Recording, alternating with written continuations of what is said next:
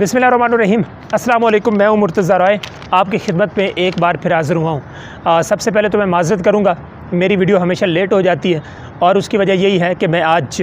पाकिस्तान तहरीक इंसाफ की foreign funding case का जो फ़ैसला आने वाला था, उस फ़ैसले को मैंने कवर करना था और अपने न्यूज़ चैनल को अपडेट करना था और मैं सारा दिन वहाँ पर मसरूफ़ था। और उसके बाद ज़ाहिर है कि हमें वो स्टोरीज़ फ़ाइल करनी होती हैं और अपने जो बुलेटिन्स होते हैं न्यूज़ चैनल्स में, उनके लिए कंटेंट तैयार करना होता है। तो इस हवाले से मैं काफ़ी मसरूफ़ था। लेकिन आपने ये देखा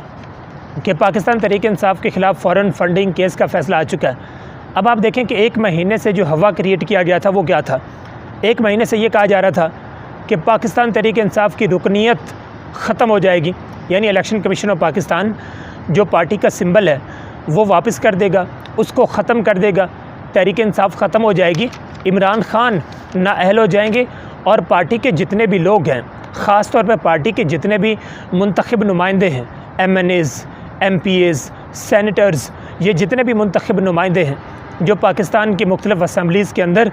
वो इलेक्ट होकर गए हैं, वो सारे के सारे नाअहल हो जाएंगे, इमरान खान ताहयात नाअहल हो जाएंगे और तहरीक इंसाफ का नामो निशान ख़त्म हो जाएगा, तहरीक इंसाफ का नामो निशान मिट जाएगा। और 2 से 4 दिन से मैं कंवर दिलशाद साहब, ये इलेक्शन कमीशन ऑफ पाकिस्तान के ये साबिक़ सेक्रेटरी हैं और जियो तो इनको बार बार ले रहा था, मुख्तलिफ़ प्रोग्राम्स के अंदर, मॉर्निंग शो के अंदर बार बार कंवर दिलशाद साहब को जियो ले रहा था और कंवर दिलशाद साहब बार बार पाकिस्तान तहरीक इंसाफ को डरा रहे थे। जैसे कि कंवर दिलशाद साहब ने एक बात की थी, उन्होंने ये कहा था कि अगर पाकिस्तान तहरीक इंसाफ के ख़िलाफ़ ममनुआ फ़ंडिंग साबित हो जाती है तो उसके बाद पाकिस्तान तहरीक इंसाफ के तमाम जो अरकान हैं वो नाअहल हो जाएंगे, इमरान खान नाअहल हो जाएंगे और इसके अलावा इमरान खान पर या पाकिस्तान तहरीक इंसाफ पर आइन के आर्टिकल 17 के तहत सुप्रीम कोर्ट में वफाकी हुकूमत वज़ारत दाखिला के ज़रिए से वो एक रेफरेंस दायर करेगी और उसके बाद सुप्रीम कोर्ट में रेफरेंस फ़ाइल किया जाएगा और जनाब तहरीक इंसाफ ख़त्म हो जाएगी। और साथ में उन्होंने ये भी कहा था कि उससे पहले तहरीक इंसाफ के पास भी ऑप्शन है कि तहरीक इंसाफ सुप्रीम कोर्ट में जा सकती है। लेकिन अब से कुछ देर पहले मैं असद उमर की प्रेस कॉन्फ्रेंस में था और मैंने यही सवाल किया कि अगर आपसे पहले सुप्रीम कोर्ट में हुकूमत चली जाती है तो फिर आप क्या करेंगे। तो उन्होंने कहा कि हम सुप्रीम कोर्ट में जा नहीं सकते, कानून के मुताबिक हमें इस्लामाबाद हाई कोर्ट में, यानी हाई कोर्ट के अंदर हमें इस केस को हमने चैलेंज करना है, इस फैसले को चैलेंज करना है। और उन्होंने ये हमें कहा कि हम 2 से 3 दिन में, यानी कल या परसों, हम हाई कोर्ट में 2 पटिशन्स दायर करने जा रहे हैं। 2 दरख्वास्तें पाकिस्तान तहरीक इंसाफ की तरफ से दायर की जाएंगी और तहरीक इंसाफ के ख़िलाफ़ इस फ़ैसले को वैसे इस्लामाबाद हाई कोर्ट उड़ा देगी, क्योंकि इस फ़ैसले में कुछ है नहीं। क्योंकि मैं आपको चंद चीज़ें बता देता हूँ, उसके बाद आपके लिए फ़ैसला करना आसान हो जाएगा, आप समझ जाएंगे कि इस केस में कोई दम नहीं है। सबसे पहले तो आप जियो की अगर आप वेबसाइट पे जाएं तो वहाँ पर आपको टॉप पे ख़बर नज़र आ रही है और टॉप पे आपको ख़बर क्या नज़र आ रही है कि पाकिस्तान तहरीक इंसाफ की ममनुआ फ़ंडिंग साबित हो गई और साथ में उन्होंने ये लिखा है कि इमरान खान का बयान हल्फी इलेक्शन कमीशन ऑफ पाकिस्तान ने गलत करार दे दिया है। अब वो सारा का सारा मैंने फ़ैसला पढ़ा है, मैंने सारा का सारा फ़ैसला पढ़ा है। ये 68 पेजेस का फ़ैसला है और मैंने सारा फ़ैसला पढ़ा है। फ़ैसले में कहीं भी ये नहीं लिखा हुआ कि इमरान खान का बयान हल्फी जो है उसको गलत करार दिया जाता है। फ़ैसले में कहीं ये नहीं लिखा हुआ, आप सारा का सारा फ़ैसला पढ़ लें। तो ये एक प्रोपेगेंडा किया जा रहा है और जियो इस प्रोपेगेंडे को फैला रहा है और इस वक्त तक जितनी भी लाइव ट्रांसमिशन हुई जियो की, उसमें इसी पॉइंट को डिस्कस किया गया कि इमरान खान ने गलत बयान हल्फी जमा कराया है।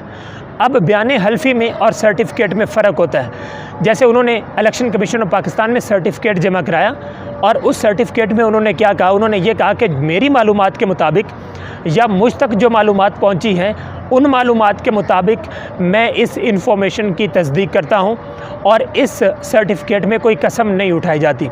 इस सर्टिफिकेट में कोई हलफ नहीं उठाया जाता, हलफ के बग़ैर ये सर्टिफिकेट जमा कराया जाता है। हलफ और सर्टिफिकेट में फ़र्क क्या है? सर्टिफिकेट वो होता है कि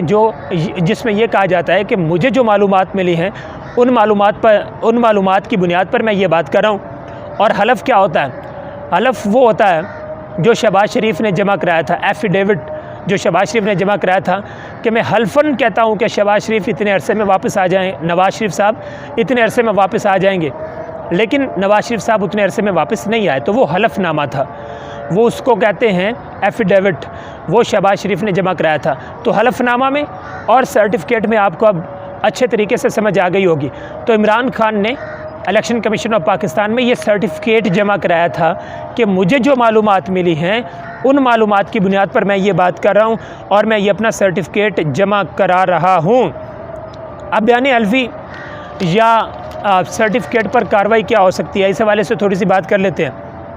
पहले तो मैंने आपको फ़र्क समझा दिया कि सर्टिफिकेट क्या है, कि सर्टिफिकेट अपने लीगल एडवाइज़र के साथ मुशावरत के बाद या अपने जो प्रोफेशनल्स हैं उनके साथ मुशावरत के बाद सर्टिफिकेट दिया जाता है। इलेक्शन कमीशन ऑफ पाकिस्तान में वो सर्टिफिकेट दिया गया, यानी कि उनको जो उनके लीगल एडवाइज़र ने या उनके प्रोफेशनल्स ने या उनको पार्टी के लोगों ने उनको जो मालूमात दी, उस मालूमात की बुनियाद पर इमरान खान ने ये कहा कि मैं ये सर्टिफिकेट जमा करा रहा हूँ। वो अपने ज़ाती असासों के बारे में कोई हलफनामा जमा नहीं करा रहे। अगर वो अपने ज़ाती असासों के बारे में हलफनामा जमा कराते तो उनको पता होता और वो उस बुनियाद पे वो कसम उठा सकते थे, वो हलफ उठा के वो एक हलफनामा जमा कराते थे। लेकिन वो हलफनामा नहीं था, वो सर्टिफिकेट था, यानी कि इस पर इमरान खान पर कोई बोझ नहीं है, इमरान खान पर कोई वज़न नहीं आएगा। तो ये भी जब हाई कोर्ट में ये जाएगा तो उसके बाद आप देखेंगे कि सर्टिफिकेट और हलफनामे का वाज़े फ़र्क वहाँ पर आपको नज़र आएगा, बल्कि ये हाई कोर्ट के अंदर फ़र्क वाज़े हो जाएगा और हाई कोर्ट 2 मिनट्स के अंदर इस फ़ैसले को जो इलेक्शन कमीशन ऑफ पाकिस्तान का ये जो फ़ैसला है इसको उड़ा देगी।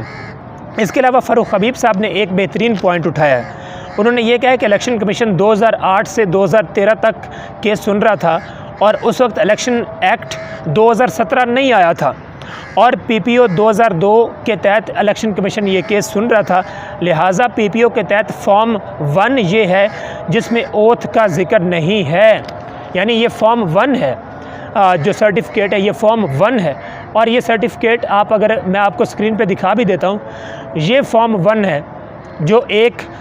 जो बंदा है वो इलेक्शन कमीशन में जमा कराता है, या जो पार्टी का हेड है वो ये जमा कराता है और ये अंडर ओथ नहीं है। इसमें किसी किस्म की कसम नहीं उठाई जाती। इसमें यह कहा जाता है कि मुझे जो इन्फॉर्मेशन मिली उस बुनियाद पर मैं ये बात कर रहा हूँ। इसके अलावा इलेक्शन कमीशन के इस फैसले के अंदर और भी बहुत से फ्लॉज हैं, जैसे कि वो एक शख्स जो पाकिस्तानी है लेकिन उसकी जो बेगम है वो इंडियन है, रुमेता शेठी, उनकी बेगम इंडियन है, और एक मुश्तरका अकाउंट उन्होंने ओपन किया और उस अकाउंट में से उस पाकिस्तानी ने इमरान खान को डोनेशन दी और उस डोनेशन देने पर उसको ममनुआ फ़ंडिंग करार दे दिया गया और इमरान खान को मोरद इल्ज़ाम ठहरा दिया गया कि इमरान खान पर ये ममनुआ फ़ंडिंग साबित होती है, उनको ये ममनुआ फ़ंडिंग पाकिस्तान तहरीक इंसाफ को हुई है। यानी बंदा पाकिस्तानी है, अकाउंट मुश्तरका है और मुश्तरका अकाउंट की ये सज़ा दी गई है कि उसकी जो बीवी है वो एक हिंदू है, एक हिंदुस्तानी ख़ातून उसकी बीवी है और वो पाकिस्तानी इमरान खान को डोनेशन दे रहा है और उस बुनियाद पर इमरान खान के ख़िलाफ़ ये charge sheet election commission of Pakistan ने तैयार की है। और आप देखेंगे कि हाई कोर्ट के अंदर जब तहरीक इंसाफ जाएगी तो तहरीक इंसाफ आज जैसे सुरखरू हुई है और वाकई तहरीक इंसाफ सुरखरू हुई है, यानी ये इस तरह का फ़ैसला है कि 8 साल ज़ाया हो गए। इलेक्शन कमीशन को ये केस सुनना ही नहीं चाहिए था, 8 साल ज़ाया कर दिए और उसके बाद फ़ैसला इस तरह का आया कि तमाम माहिर कवानीन जो हैं, जो कानूनदान हैं, वो यही कह रहे हैं कि इलेक्शन कमीशन ऑफ पाकिस्तान ने ये ब्लंडर मार दिया और अब election commission of Pakistan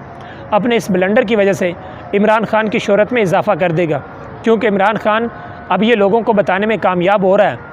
Tehreek Insaf के जितने भी रहनुमा हैं वो लोगों को ये बताने में कामयाब हो चुके हैं कि इलेक्शन कमीशन ऑफ पाकिस्तान ने ये ब्लंडर मार दिया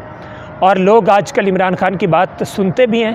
कान भी धुनते हैं और इमरान खान की बात मानते भी हैं। तो इमरान खान की बातें आवाम को समझ आना शुरू हो गई हैं और तहरीक इंसाफ आवाम को ये बात आज समझा चुकी है कि इलेक्शन कमीशन ऑफ पाकिस्तान ने ये एक बहुत बड़ा ब्लंडर मारा है और इलेक्शन कमीशन ऑफ पाकिस्तान इस वक्त Noon league, Pakistan peoples party, JUIFA यानी कि मुत्तहिदा जो PDM है, ये उसका एक ज़ैली इदारा बन चुका है।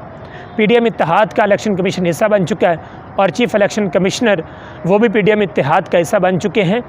और वो इस तरह की इंतकामी कार्रवाइयाँ कर रहे हैं पाकिस्तान तहरीक इंसाफ के ख़िलाफ़। तो ये इमरान खान और तहरीक इंसाफ लोगों को ये समझाने में कामयाब हो चुके हैं और लोग उनकी बात समझ चुके हैं और उनकी बात लोग मानते भी हैं।